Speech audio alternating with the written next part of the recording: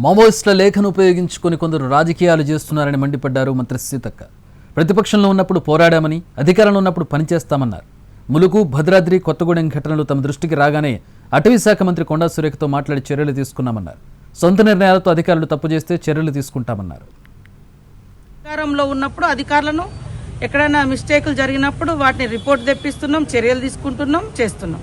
అయితే అక్కడ అట్లాంటి ఇబ్బందులు జరగనివ్వము అని ఆమె మాట ఇచ్చింది కాబట్టి ఫర్దర్గా మేము మళ్ళా దాన్ని ఫాలో అప్ చేయలేదు.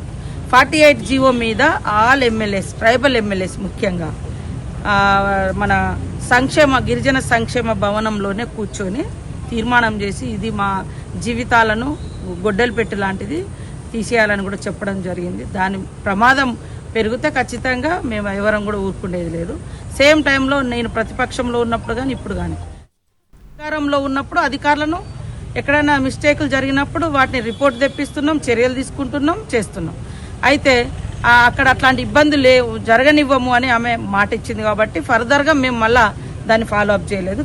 48 జీవో మీద ఆల్ ఎమ్మెల్యేస్, ట్రైబల్ ఎమ్మెల్యేస్ ముఖ్యంగా మన గిరిజన సంక్షేమ భవనంలోనే కూర్చొని తీర్మానం చేసి ఇది మా జీవితాలను గొడ్డలు పెట్టి లాంటిది తీసేయాలని కూడా చెప్పడం జరిగింది. దాని ప్రమాదం పెరిగితే ఖచ్చితంగా మేము ఎవరం కూడా ఊరుకునేది లేదు.